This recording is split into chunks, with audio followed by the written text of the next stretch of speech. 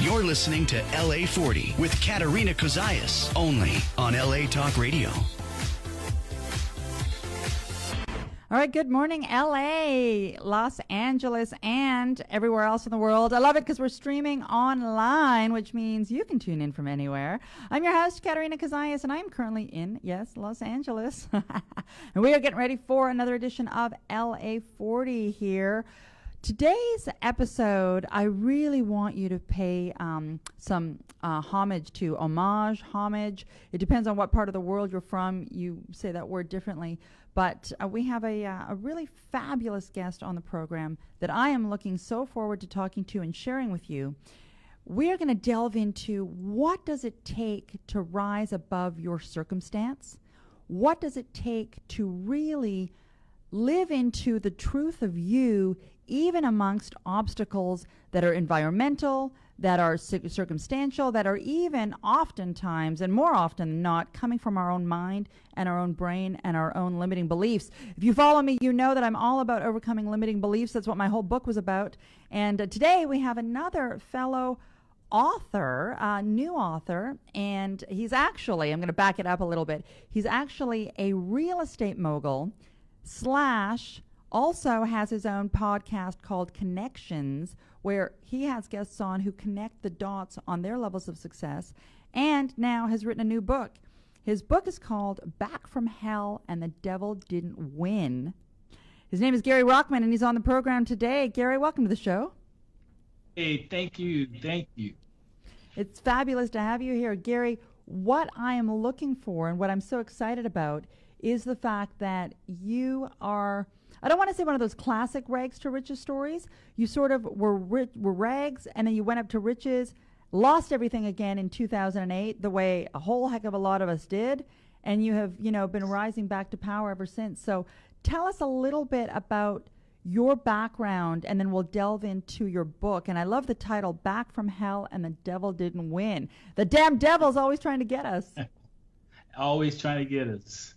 So yes, originally, I am from Chicago, Illinois, and I'm the youngest of three. My mother actually suffered from depression when she was raising us, and single family household, and because of her depression, she wasn't really able to maintain employment. So she would have times of employment, but most of the time she wasn't able to keep that consistent, and due to that, we were evicted a number of times. By the time I'm actually the youngest, and by the time I was 10 years old, I can count 12 evictions that had taken place by the time of 10.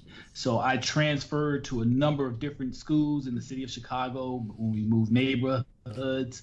And I'm guessing you weren't. I'm guessing you weren't living in one of those happy sky rises overlooking the river, right?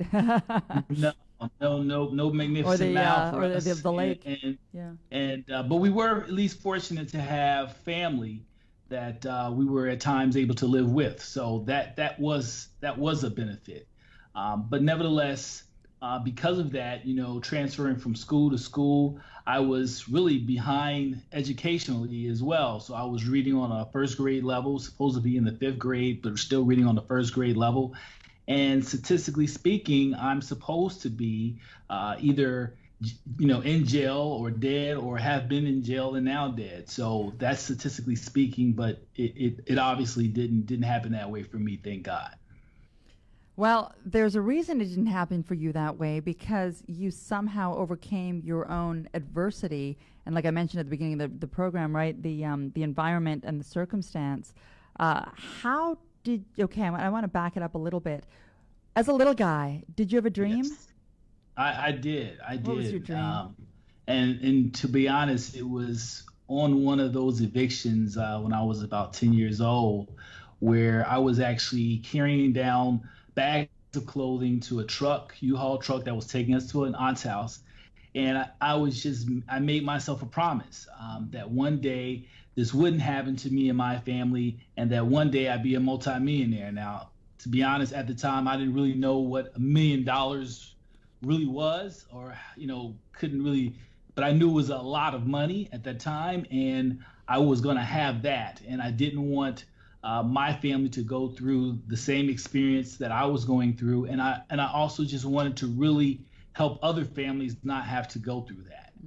And so I made that promise at 10 years old, not knowing the power of words at that time, but just really wanting a different circumstance for myself and my family. That reminds me a little bit of Tony Robbins' story, when he his family didn't have food to eat, and he made a promise when he got a little bit older and said, I will always be one of the ones that is helping to provide food for other families. And it's that give back attitude. You now develop housing, affordable housing for lower income areas. Is that correct? Yes. So now I have been, come December, I will have been in business for 19 years, believe it or not. 19 years. It's kind of hard for me to believe sometimes.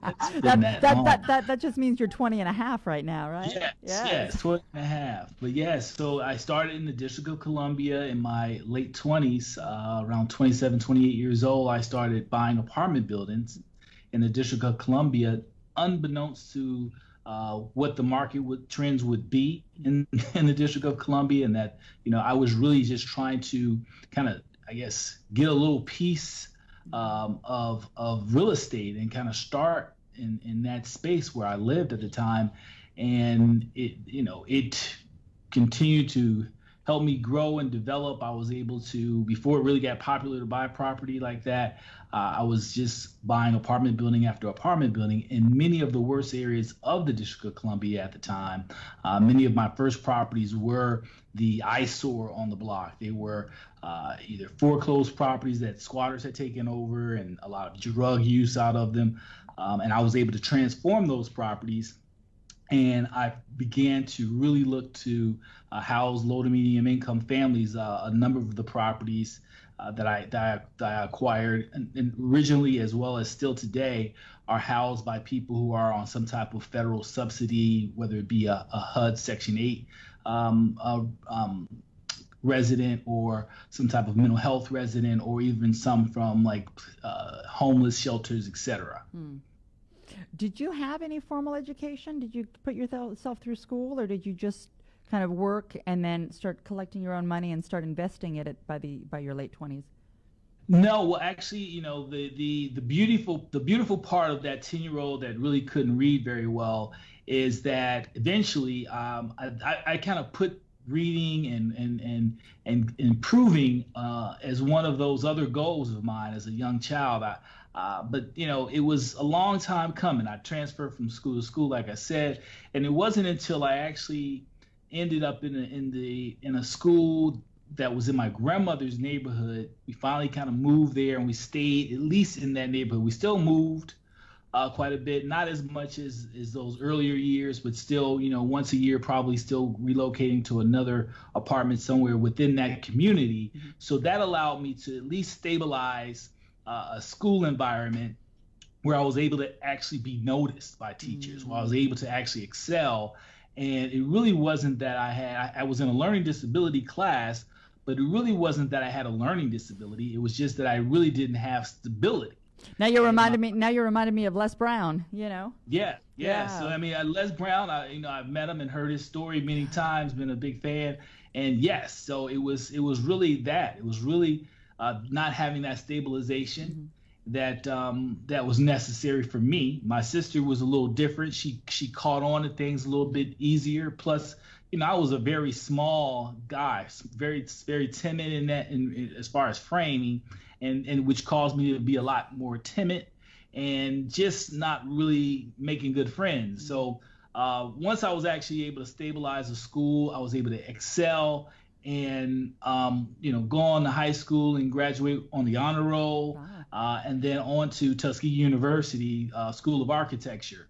And so I have a background in construction, and from an educational standpoint, that background then when I started buying apartment buildings was very helpful. But to be honest, what encouraged me to really choose buying apartment buildings at that time, because again, I knew I wanted to be wealthy. I knew I wanted to serve people, but I didn't know exactly how I would go about that until I read a book. And I read Reginald Lewis's book, Why Should White Guys Have All the Fun? which was a national bestseller. And I said to myself, what is it? He was an attorney. He kind of chose something in his wheelhouse, starting acquisitions of different companies and improving upon them. I said, what is it in my wheelhouse, that I can do? And I was like, but I was thinking from the architecture and construction, I could buy an apartment building. And so that's kind of really what I set out to do with a 203K loan. Okay. And it took off from there. Now, you had to have had some belief in self to go out and take out a loan and take a chance on something that you didn't even know was proven yet that you were able to do. Yeah, that's a great question. But the funny part about, and I believe I get it from my mother, and this is something she always kind of, even though we were in sometimes in dire straits financially, she always encouraged us that we could be whatever we wanted to be in life. Now, she herself didn't graduate from high school, and like I said, she suffered from depression. But she, maybe just for the love of her children, she would sell us the idea that we could actually achieve anything we wanted. I'm not sure that she even believed that herself, but she definitely, maybe me being the youngest, I really bought into that message. And so even though I couldn't read at the age of 10, and even though we were oftentimes being evicted and shuffled around the city, I still always had this strong belief in myself and that things would be different. So when so as a young man, now finished with school and kind of on my own journey, I didn't really have any fear or any thought in my mind that it wasn't achievable. I just really was kind of, I think too, that carefree attitude when you're in your 20s is kind of like, you know what I'm saying? What can really harm me, right? And so the worst thing could happen is what? I could be broke. I had been there, so it didn't really matter much. So you have now built up, you're in your late 20s, you've built up, a little bit of real estate, you have some assets behind you, and things are going well, and then 2008 happens. Yes, you're in real estate. You're in real estate in North America. Ouch. Yes. So here it is. I'm doing quite well. I'm a multimillionaire. My wife and I had just had our first child together, and he was born, as they say, with a silver spoon in his mouth. My mother was here with us to celebrate. She was here in Baltimore, where we live, to celebrate his arrival. And I'm bringing him in the house for the first time in my life, with my mom at the front door to greet us. And just the feeling in that alone was fantastic, right? Was kind of like, this is what it's all about. What it was all the struggle and just persistence was all about. But however, as things go up, sometimes they come down. And I hadn't actually learned all the necessary things that I needed to learn in that real estate space. And so it was time to be retaught. And in 2000, really, actually, it happened in 2009 was when it really affected me, because 2008 I was actually buying and developing my largest deal ever. I was here in Baltimore building on the breaks of building a 100-unit apartment building. And it was kind of after I was getting that started where all hell broke loose and the recession really hit hard, where we basically nearly lost everything that we owned, as well as shortly after that, my mother passed. So you're talking about, going through a great, being depressed, going through almost a depression, but, a great recession. Being depressed from losing my mother, as well as my business collapsing, and really kind of being doubtful on a lot of things, and sometimes having some very dark thoughts to overcome. And so that's where I was really in that 2009 2010 space, and I had to really figure out what it was that I had done differently to get to the success that I wasn't doing at that time. Do you feel that you had gotten a little complacent? Absolutely. Not only complacent, but I feel, and a mentor actually shared with me as well. One day I kind of told one of my mentors that, I've kind of, what else is there? I mean, I'm successful. I've got pretty much everything that, of course I could get, you can have more wealth, but the point is I was kind of feeling like, man, I've got my family, my health, I'm doing well financially. And I also had moved from DC to Baltimore, which I think the circles of people around you are extremely important. And when I lived in the District of Columbia, I had friends who were, we were all kind of pushing one another. There were some that were more successful than myself, some that were not as successful as myself, but it was kind of they're pulling me, I'm pulling the next person, but we're all keeping accountable to the fact that we're still on this grind, this mission to improve ourselves. But when I moved to Baltimore, it was a little bit different. I was kind of the big man on the block, and the ego started to get to me, where people were like, how you're young, you're super successful, and I started to buy into the Kool-Aid and not really crossing all my T's and dotting all my I's, and just really again, not paying attention to many of the things that had actually caused the success in the first place.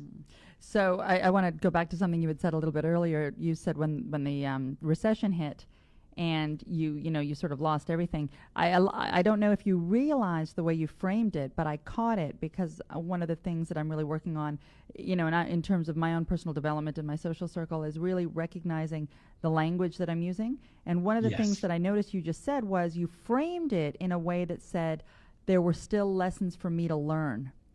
Yes. I think that's Absolutely. The key right there, right? There is something that I haven't yet gotten, and this is part of the journey I have to be on. So great on you for framing it in that way, because that's really part of the hero's journey, I think. Yes.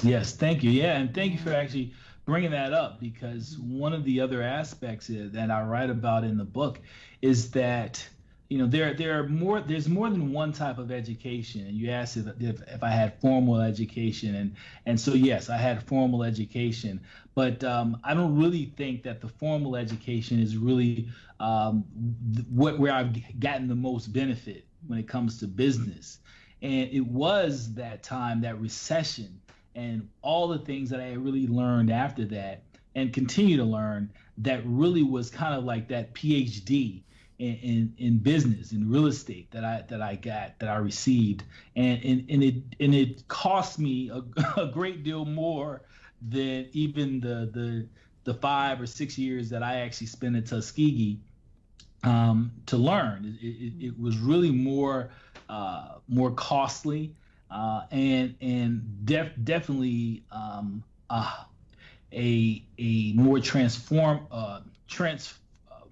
transformational experience in the end.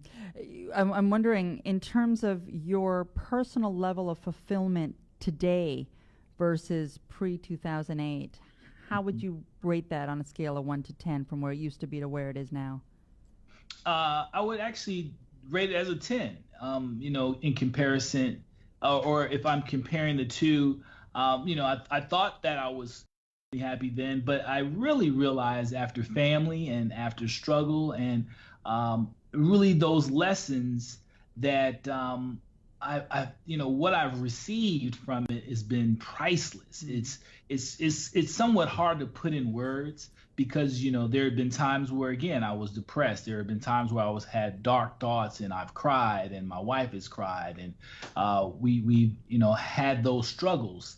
But at the same time, it is one of those things too where, sometimes the material or the materialistic aspect of life is definitely overrated, but can really get us off of our true purpose.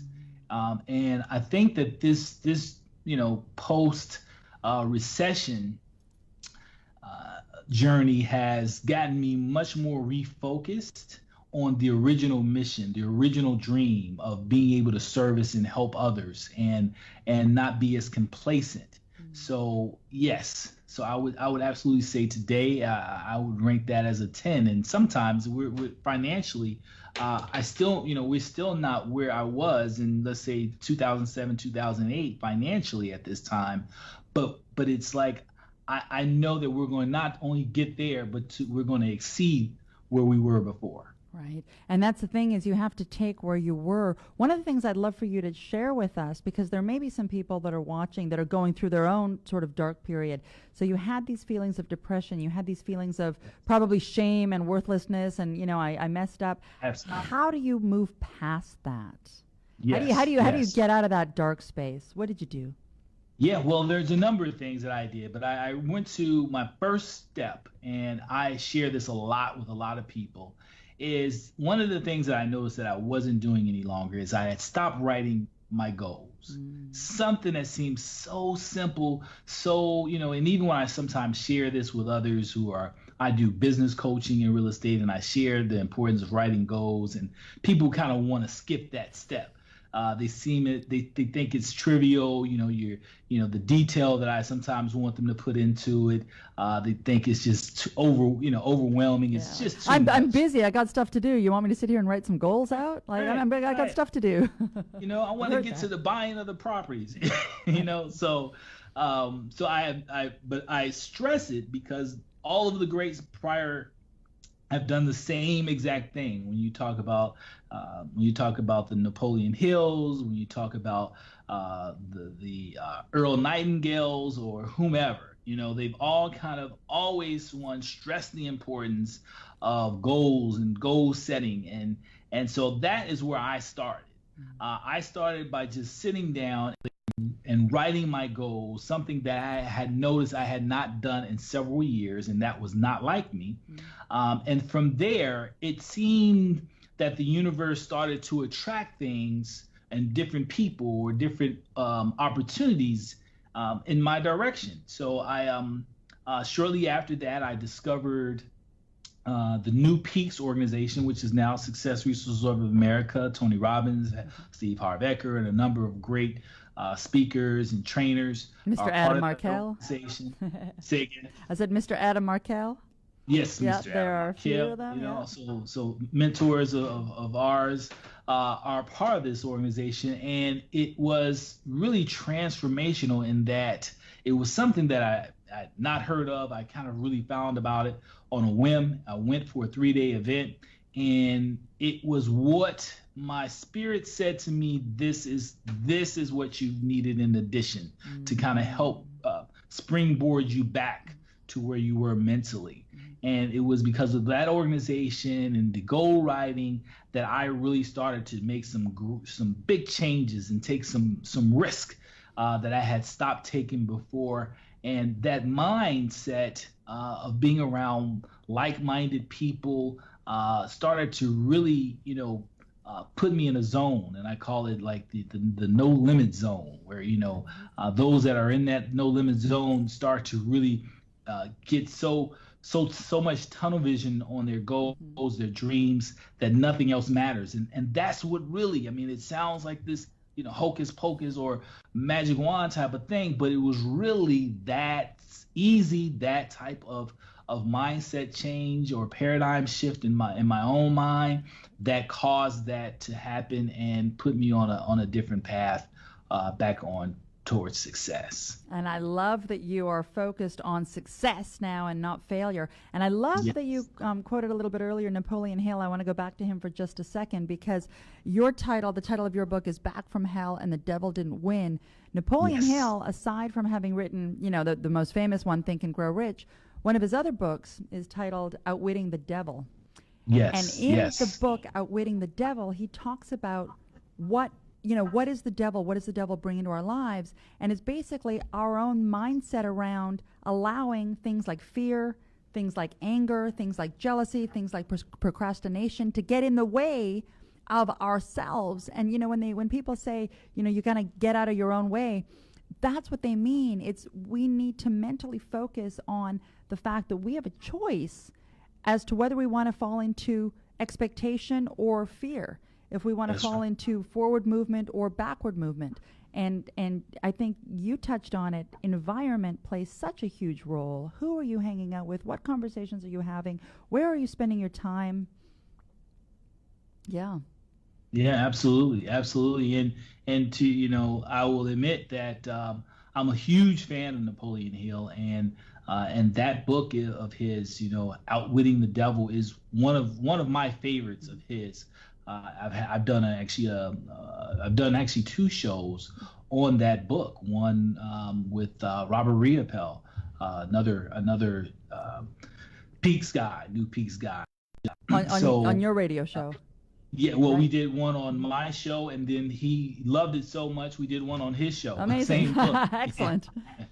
Yeah. So it was the name kind of part of it. I did kind of use that book as a fuel for even the title of my book.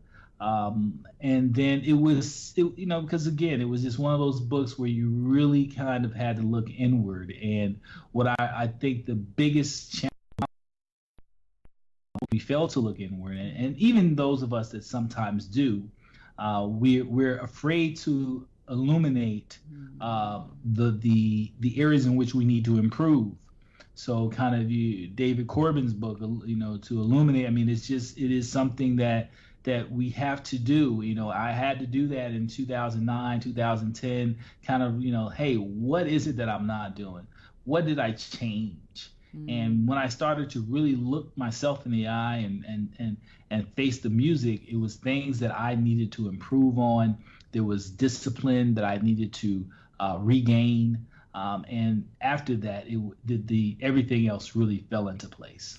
And my hat's off to you, because it is not easy to have the courage to look yourself in the mirror and say, wait a second, how much of all of this am I responsible for?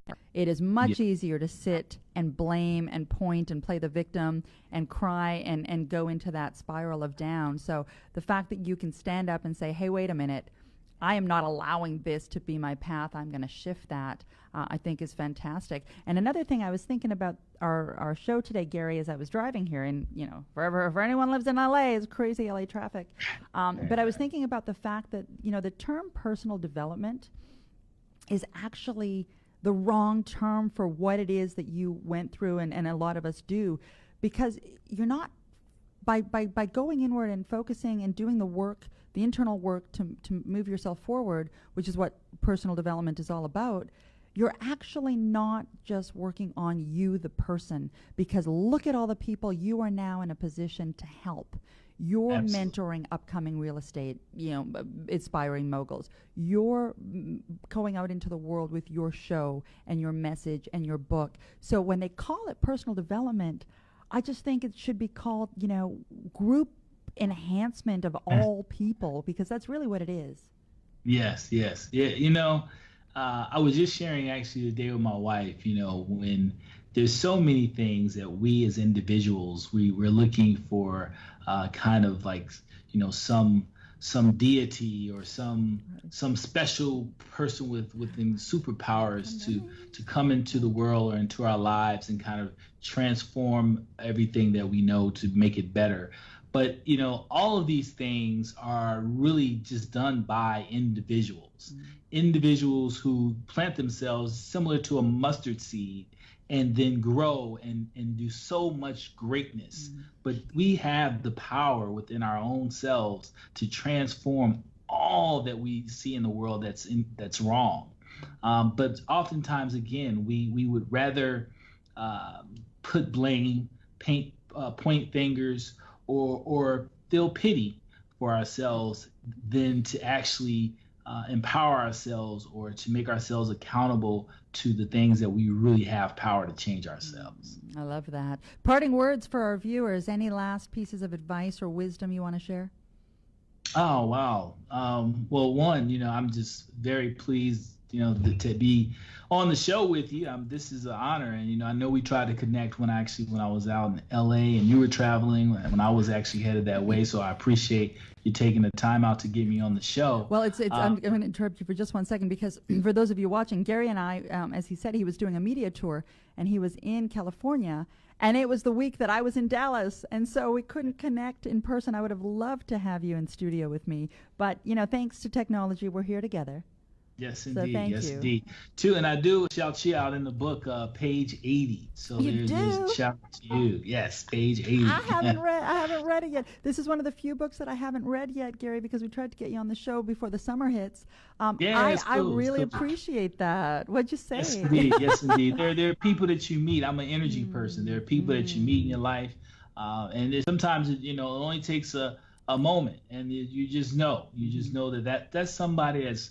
I'm going to be connected to that person for a long time, and we're going to be doing some great things together. And just the energy that you have and what you're doing in service as well to so many was something I picked up on early and truly appreciate having this opportunity. So that, as well as just parting information. Where can we get your book? Yeah, definitely. Back from Hell and the Devil Didn't Win. Back from Hell and the Devil Didn't Win, How to Free Yourself from Poverty and Grow Generational Wealth. You can actually get it on Amazon. It's really everywhere books are sold right now, Barnes and Nobles. It's actually, right now we submitted the paperwork for it to be displayed in Barnes and Nobles actually as one of their new releases. So we're pretty excited that will be, we're postulating positivity that will happen for us very soon. But the big takeaway in the book that I want people to get is that it does start between your ears, and that we have the power to change ourselves. So much into who the president is, or what politician, or even just other outside influences, that you actually control a great deal of what you accomplish in life, and if you look at it that way, you will attract the people that are going to be help agents in your life, so that you can continue to help others in an even more meaningful way. So that's what I believe and feel, and yeah. And that's exactly true. And for those of you who may be wondering how Gary and I met, we actually met at an entrepreneurial conference that was full of people who were really focused on growing their business, growing their brand, growing their destinies. And for those of you that follow, we've had a number of guests on the program from CEO Space. CEO Space is the group there, and we've been lucky enough to have a number of people on, and I thank everyone who has come on as a guest. But, like Gary said, when we met, you just meet people that are pursuing a purpose. And when you find that, you're sort of understanding that that's someone that's cut from the same cloth. So from me to you, I congratulate you on the new book.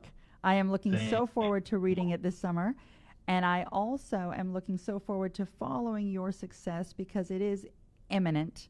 It always has been, and it always will continue to be. And so I thank you so much for taking the time to do our program today. Hey, thank you. Thank you. All right, get the book. And if people want to hear and see more from you, if anyone's interested in getting some real estate mentorship, what's your website, Gary? Where can we point them to? So sure, thank you. So Gary Rahman, and it's spelled Rahman. It looks like ramen, but it is pronounced Rahman. GaryRahman.com. You can find a number of ways. So there I do a blog, I do the radio show. Find my contact information directly. My assistant Rebecca can get you time, time to speak with me, etc. But GaryRahman.com. I'm also on Twitter at GRock7000. So GRock ROCK 7000 on Twitter, and then I also have a fan page on Facebook. So again, that's actually Your Real Estate Rock Star. Gary Rahman, your real estate rock star. So because you are a real estate rock star. Yeah. So you can